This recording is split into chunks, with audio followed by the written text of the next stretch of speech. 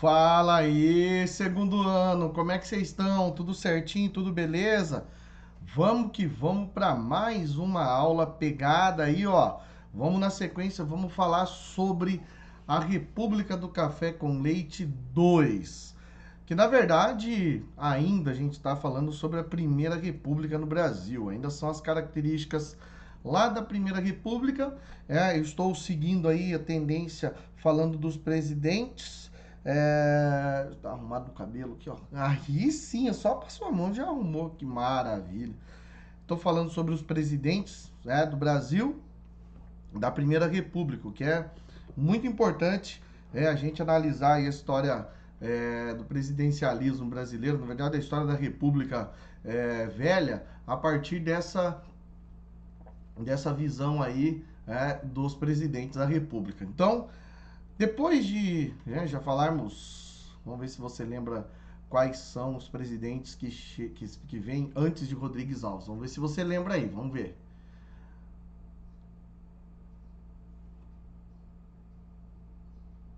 Quantos são? Quais eram? Vamos ver se você lembra aí. Vamos ver se você tá esperto.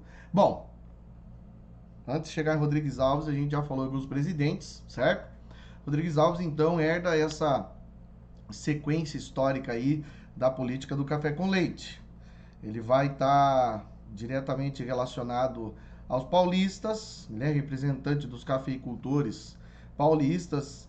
Ele é responsável pelas obras de infraestrutura e de restauração da capital do Rio de Janeiro, né? Principalmente porque esse aí é um momento um pouco difícil para a história do Rio de Janeiro, para a história do Brasil, que a capital, que era um território que tinha que ser bonito, tinha que ser bem estruturado, ainda tinha muitos pântanos, ainda tinha muitas áreas que lembravam muito o Brasil colônia, parecia que mostrava um atraso enorme, e ele quis unir o útil ao agradável, então, para resolver várias questões, e aí principalmente, uma questão que se parece muito com aquilo que estamos vivendo hoje, que é um surto de doença aí, nesse caso, foram três doenças aí que acabaram pegando o Rio de Janeiro, a varíola, a peste negra e a febre amarela. Então, para tentar sanar esses problemas, tentar resolver esses problemas, Rodrigues Alves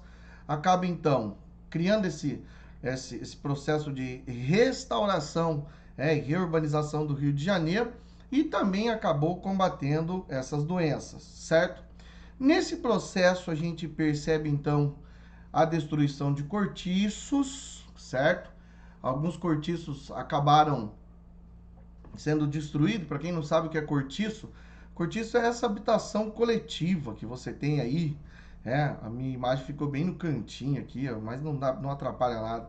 É essa habitação coletiva que tem onde moram várias pessoas em condições péssimas, em condições horríveis de se morar, mora todo mundo aglomerado, tem apenas um banheiro para que todo mundo vai utilizar, não é um banheiro por quarto, falando nisso, é um quarto onde muitas vezes uma família inteira morava. Aí você já pensa assim, poxa, mas o que levaria uma família a morar em um cortiço?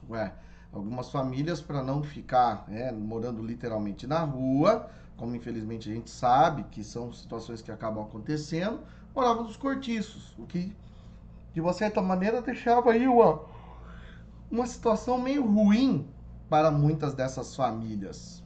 Muito, muito ruim. E aí nesse ambiente, não tendo cuidado com higiene, o devido cuidado com higiene, também não existia aí um banheiro com os cuidados necessários, não existia higiene para manter as pessoas com um mínimo de asseio, ou seja, nesse ambiente muito insalubre, ficava propício para o desenvolvimento de doenças. E aí esse cenário acabou projetando aí muitos doentes.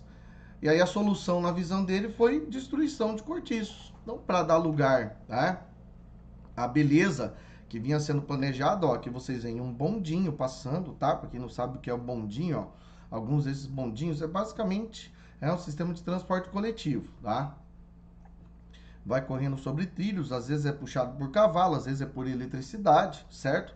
Então vai andando um bondinho, vai levando as pessoas. Olha quantos casarões, nesse caso aqui dessa imagem, acabaram sendo derrubados em um processo que ficou conhecido como Bota Abaixo, durante o governo do Rodrigues Alves, certo?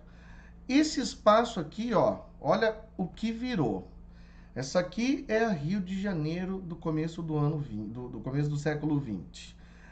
Dá uma ligada, não parece, se eu tô muito enganado, não parece uma pequena cidade europeia? Pequena não, né? Não parece Paris, por exemplo? Pois foi Paris que foi a inspiração, foi a cidade de Paris que serviu de inspiração para que então o prefeito Pereira Passos pudesse então colocar em prática, junto ao governo federal, esse plano de reestruturação do Rio de Janeiro.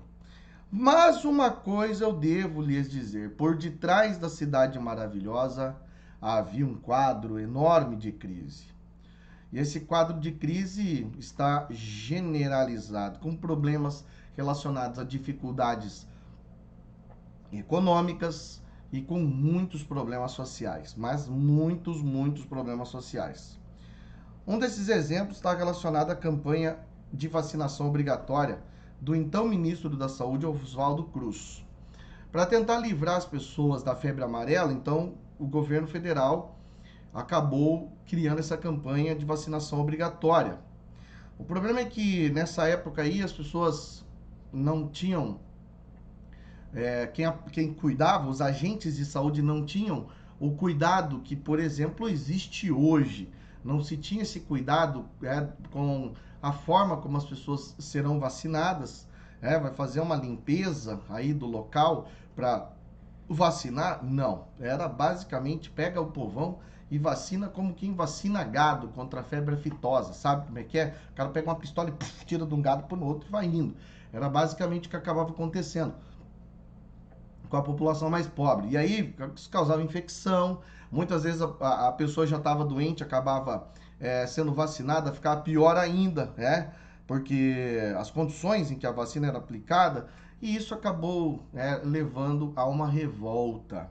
O nosso desafio de hoje, segundo ano, o nosso desafio é o seguinte: qual é o nome dessa revolta levada por conta desse processo obrigatório de vacinação, levou a surgir aí durante o governo Rodrigues Alves? Qual foi a revolta que surgiu durante o governo Rodrigues Alves relacionada a esse processo de vacinação, certo? Além disso, nós temos também a questão do Acre, que é a compra da Bolívia pelo Brasil, porque aqui nesse contexto o Brasil acabava então explorando muito do látex, matéria-prima para a fabricação da borracha, da região amazônica, tanto que pertencia ao Brasil, mas que também, é claro, aí nesse contexto pertencia à Bolívia. E o Brasil então acaba comprando esse território e denominou-o de Acre, certo?